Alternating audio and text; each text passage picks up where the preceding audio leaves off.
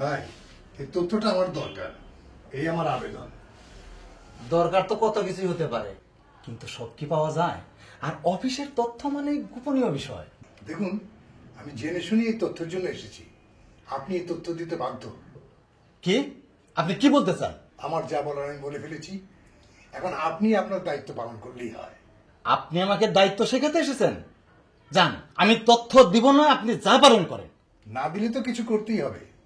দেশে তথ্য অধিকার আইন পাশ হয়েছে, আপনি যদি সে আইন না মানেন তাহলে সে আইন অনুসারে ব্যবস্থা হবে। ঠিক আছে, আমি যাই, কি করতে পারি দেখি। কি হয়েছে, এত চিৎকার কিসের? ম্যাডাম, উনি আমাদের অফিসের গোপনীয় তথ্য চান। মোটেই না ম্যাডাম, এই যে এই বিষয়টা আমি জানতে এসেছি। তথ্য অধিকার আইন আমাকে সে অধিকার দিয়েছে। ডাবলু সাহেব? জি ম্যাডাম, না মানে না ডাবলু সাহেব, কোনো কথা নয়, উনাকে এ তথ্য দিয়ে দিন।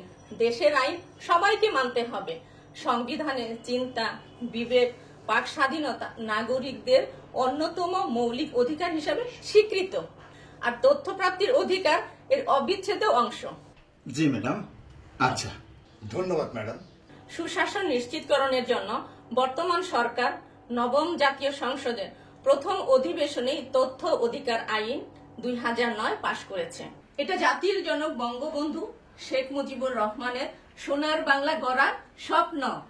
তথ্য আমার অধিকার, তথ্য এখন সবার।